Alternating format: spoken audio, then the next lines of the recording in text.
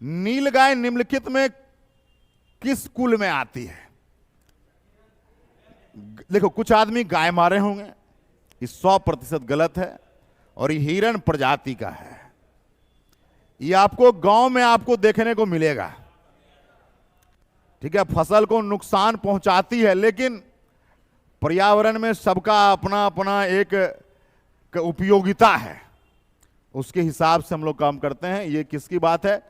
हिरण। और इसको नीलगाय को क्या बोलते हैं? देशी मृग भी बोलते हैं। और संस्कृत में मृग का उसका हिंदी करिएगा तो क्या होता है? हिरण होता है। तत्सम और तद्भव की बात कर रहा हूं साथियों। बहुत सारे साथी आपत्ति दर्ज करा रहे, तो हाइड्रोजन गैस में ध्वनि का वेग 1100 मीटर पर सेकेंड है। O2 गैस में ध्वनि का वेग कितना होगा? कितना आंसर दिए साथी? कुछ साथी को तो देना चाहिए। 275 भैया दे रहे हैं और उम्मीद लग रहा है सही है। अब देखिए क्या करना था मेरे भाई, हड़बड़ाना नहीं है। देखिए, ऑक्सीजन और बटा हाइड्रोजन बराबर हो जाएगा मास ऑफ हाइड्रोजन बटा मास ऑफ ऑक्सीजन। तो बताइए इससे आपको क्या पता चल रहा? भी प्रोपोर्शनल 1/, क्या है? m है भैया। क्या है भैया? m है। अभी प्रोपोर्शनल t होता था, याद करिएगा। इस पर क्वेश्चन हम कराए थे पहले, इस पर आज आपके बारी आई, इसीलिए 1/, में है तो इसीलिए ऊपर कर दिया mass of hydrogen mass of oxygen. निकालना क्या है भैया? ऑक्सीजन का। तो VO बराबर क्या हो जाएगा बताइए? ऑक्सीजन का निकालना है, बताइए क्या करेंगे भैया? अरे भैया एक काम करिए, VO को रहने दीजिए। VH कितना है? 1100 है, हड़बड़ाना नहीं है। मास ऑफ हाइड्रोजन कितना? 2 कैसे होगा?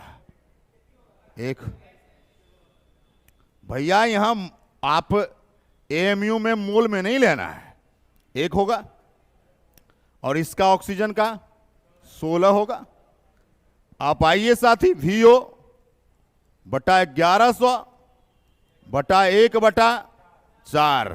VO बराबर 1100 बटा 4 कितना हो जाएगा भैया? 275 की 375? 275। तो जब आप उल्टा लिए तो आंसर कैसे आ गया भैया? अच्छा यही, अच्छा तो ठीक है, ठीक है,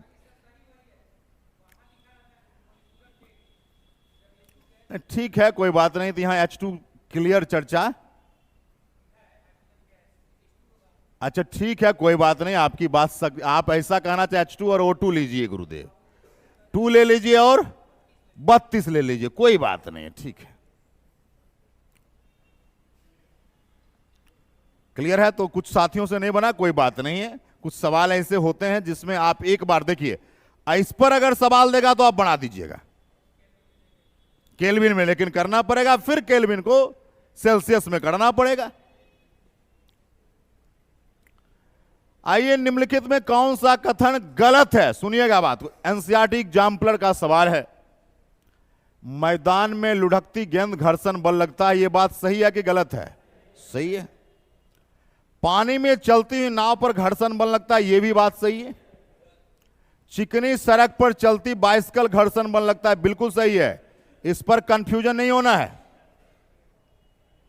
बिना फ्रिक्शन का कोई चीज चल ही नहीं सकता है। पानी से भरी बाल्टी की पेंदी पर रखी गेंद पर, भैया ये रखा हुआ है सीधा, कोई बात ही नहीं है। ऑप्शन नंबर कह रहा किसको चुनने के लिए? गलत को चुनना था। निम्नलिखित में कौन सा अणु एटम का भाग नहीं है? वाह, फोटोन है क्या भैया? बहुत फोटोन फोटोन सुनते हैं आप, है क्या? इलेक्ट्रॉन के तरह ही है या एनर्जी है? लाइट एनर्जी का रूप है, फोटोन एनर्जी बोलते हैं, एक प्रकार की ऊर्जा की बात करेंगे। आइए भैया, 100 डिग्री C वाष्प पानी की तुलना में ज्यादा तीव्र ज्वलनशील होता है, क्यों ऐसा है? देखिए, इसमें थोड़ा सा पेशेंस रखना है, ये और ये दोनों सही है। अब होता क्या है, इफेक्टिव क्या बातें होती है, ये टेक्निकल रूप से सही है, ये आपका प्रैक्टिकल रूप से सही है। तो यहां पर किसकी बात करी जाएगी, टेक्निकल बातें, क्योंकि आपको पता होना चाहिए गुप्त उष्मा होता है किसमें, जैसे रोटी, मकई का रोटी की बात नहीं कर रहे हैं, गेहूं का रोटी, ओकरा जानते हैं क्या कहता है, हमारा यहां कहता है फुलका, क्या कहता है, फुलका कहता। हम बच्चा थे तो ओकरा मार कहता था, रोटी को मार कहता था, हमको याद है। लेकिन हम लोग जब आगे बढ़े तो एकरा नाम हुआ फुलका। फुलका नाम सही था, ये फूलता है तो इसलिए नाम फुलका है। इसमें जो एयर होता है, कभी गलती से रोटी में अगर हाथ पक जाएगा उसका दर्द ज्यादा दिन तक रहेगा, लेकिन गर्म पानी में यदि हाथ पक जाएगा तो उसका दर्द बहुत दिन तक नहीं रहेगा। उसका रीजन है क्योंकि जो एयर है, वेपर एयर जो है, उसमें कौन सी उष्मा होती है, गुप्त उष्मा होती है, लेटेंट हीट। और याद करिएगा हमने इसके बारे में बताया था Q बराबर ml और L बराबर Q बटा m। यही L जो है कैसा हीट है, लेटेंट हीट है। Q आपका उष्मा है तो जूल होगा, और मास है तो क्या होगा भैया, तो जूल पर किलोग्राम होगा। आपसे कहेगा साथी यहां पर कि बताइए बर्फ के लिए L का मान कितना होगा और पानी के लिए L का मान कितना होगा। तो पानी के लिए 540 कैलोरी पर ग्राम और बर्फ के लिए 80 कैलोरी पर ग्राम। ये इसलिए बता रहा हूं, इसके बिना न्यूमेरिकल आपको याद होगा बनता नहीं था। किसी किसी किताब में 540 के जगह 536 मिलेगा, कोई दिक्कत, वो ऐसा नहीं कि वो गलत है और आप सही हो, चलता है। लेकिन इससे आपको कैलकुलेशन डेटा करने में सुविधा होती है।